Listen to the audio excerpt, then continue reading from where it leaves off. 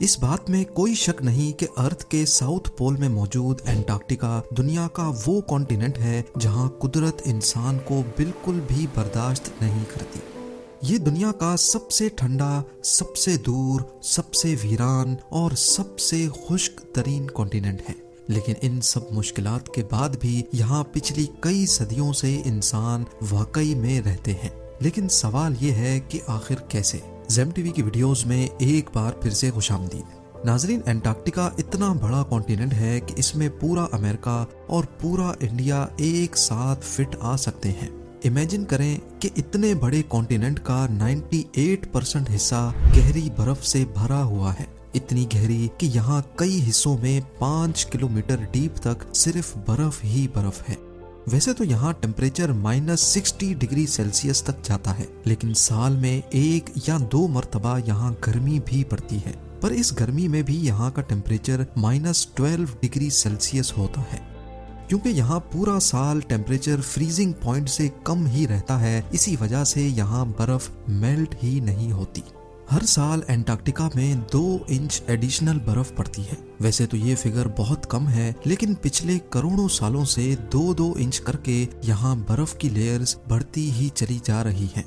सिर्फ बर्फ और शदीद टेम्परेचर ही यहाँ जिंदगी के लिए मुश्किलात पैदा नहीं करते, बल्कि एंटार्क्टिका में ह्यूमिडिटी ना होने के बराबर है। नॉर्मली हमारे पास हवा में 40% से लेकर 80% वाटर वेपर्स होते हैं, जो इंसानी सेहत के साथ साथ इकोसिस्टम के लिए भी बहुत फायदेमंद होते हैं। लेकिन एंटार्क्टिका में ह्यूमिडिटी लेवल सिर्फ और सिर्फ 0.03% ही है।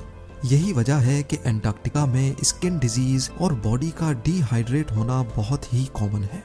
इसके साथ साथ साउथ पोल सी लेवल से 9,800 फीट की एलिवेशन पे है। ये इतना डेडली तो नहीं है, लेकिन ज्यादातर लोगों के लिए ये एलिवेशन इनकी मुश्किलात में इजाफा कर देती है।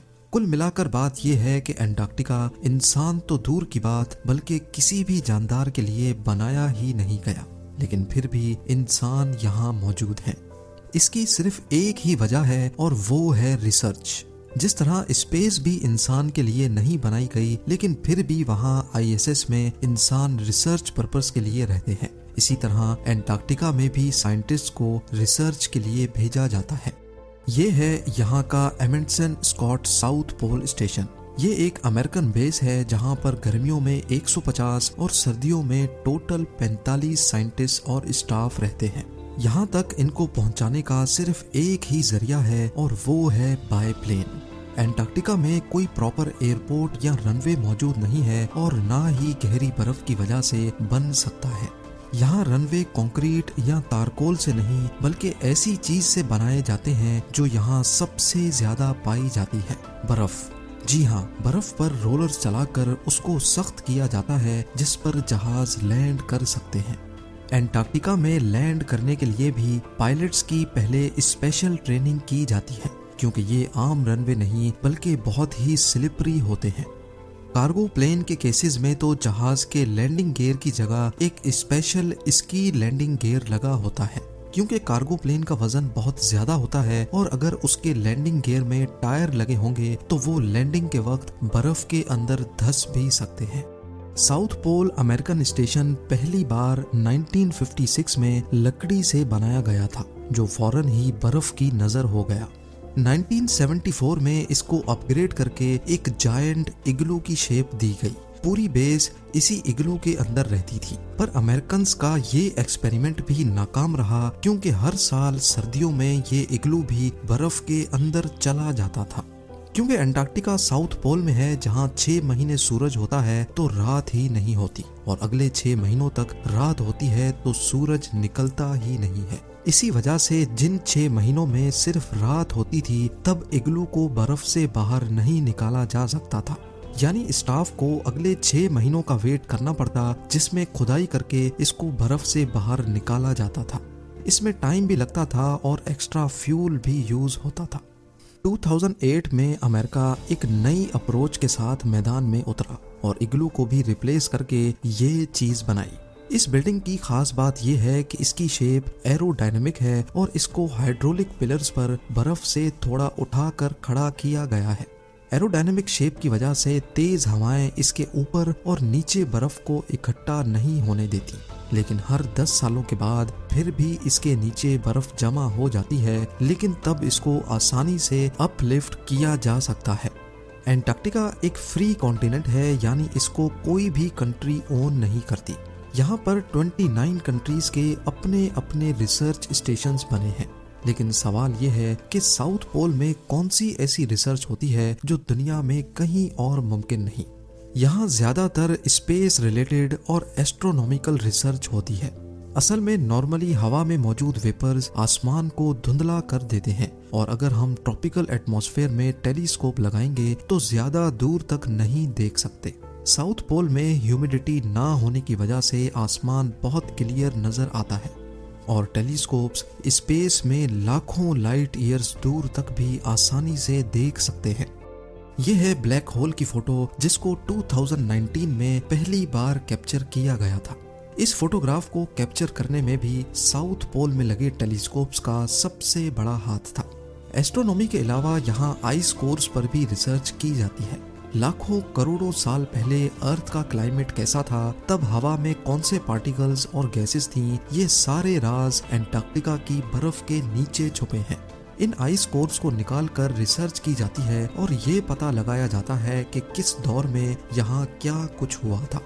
साउथ पोल में हार्श वेदर कंडीशंस की वजह से यहाँ कम से कम रिसर्चर्स को भेजा जाता है। रिसर्चर्स सिर्फ इक्विपमेंट लुक आफ्टर करते हैं और सारा डाटा उनको यहाँ से बाहर अपनी अपनी कंट्री में भेजना होता है। जैसे यहाँ आने का सिर्फ एक ही जरिया है, वैसे ही यहाँ से निकलने का भी सिर्फ यही जरिया है।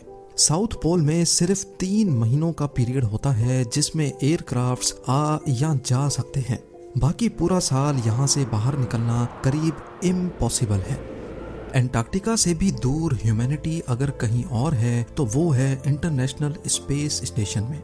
लेकिन यहाँ मौजूद एस्ट्रोनॉट्स को भी अगर स्पेस से एवैक्यूएट करना हो तो वो किसी भी वक्त अपने आप को ओशन में लैंड करवा सकते हैं। लेकिन एवैक्यूएशन का ऑप्शन एंटार्क्टिका पर अप्लाई ही नहीं होता। इमरजेंसी की सूरत में यहाँ डॉक्टर्स तो मौजूद होते हैं, लेकिन सिवियर केसेस में वीडियो लिंक के जरिए अमेरिका में बैठे डॉक्टर्स का पैनल भी मौजूद होता है। लेकिन ये वीडियो लिंक इंटरनेट पे काम करता है, और यहाँ इंटरनेट भी एक बहुत बड़ा चैलेंज है। बाकी पूरी दुनिया में इंटरनेट रिमोट लोकेशंस पर सैटेलाइट के जरिए चल सकता है। कमर्शियल सैटेलाइट्स अर्थ के सिर्फ उन हिस्सों को कवर करती हैं जहाँ ज्यादा आबादी होती है। जैसा कि आप ग्लोब पे देख सकते हैं कि साउथ पोल हमारे प्लेनेट का लिटरली बॉटम है। अर्थ का ऑर्बिट करती सैटेलाइट्स साउथ पोल के ऊपर से गुजरती ही नहीं है, इसी वजह से यहाँ सैटेलाइट के सिग्नल्स भी रिसीव नहीं होते। सिर्फ चंद सैटेलाइट्स हैं जिनके सिग्नल्स साउथ पोल में आते हैं, वो भी सिर्फ चंद मिनटों या घंटों के लिए। यहाँ इंटरनेट यूज करने के लिए भी स्पेसिफिक टाइम का वेट करना होता है। जब सैटेलाइट साउथ पोल के करीब से गुजरेगी, सिर्फ तभी सिग्नल रिसीव होंगे। पूरे 24 घंटों में यहाँ सिर्फ 3 घंटे और 50 मिनटों के लिए इंटरनेट चलता है। इसी टाइम फ्रेम में साइंटिफिक डाटा भी ट्रांसमिट किया जाता है और रिसर्चर्स अपनी फैमिली से कनेक्ट हो पाते हैं। इसके अलावा साउथ पोल में वेस्ट मैनेजमेंट भी एक बहुत बड़ा इशू है। इंटरनेशनल लॉ के मुताबिक इस कॉन्टिनेंट को पॉल्यूशन और वेस्ट फ्री रखना सबकी जिम्मेदारी है, क्योंकि अगर यहाँ थोड़ी सी भी पॉल्यूशन हुई तो वो साइंटिफिक रिसर्च को असरअंदाज कर सकती है। इसका मतलब है कि यहाँ जो चीज भी आएगी उसको अल्टीमेटली वापस भी जाना है। यहाँ स्टेशंस का वेस्ट पूरे साल इकट्ठा करके उसको कोस्ट पे मौजूद मैकमुर्दो स्टेशन पे ट्रांसफर किया जाता है, जहाँ इस वेस्ट को प्रोसेस करके साल में सिर्फ एक बार आने वाली शिप पर वापस यूएस रवाना कर दिया जाता है।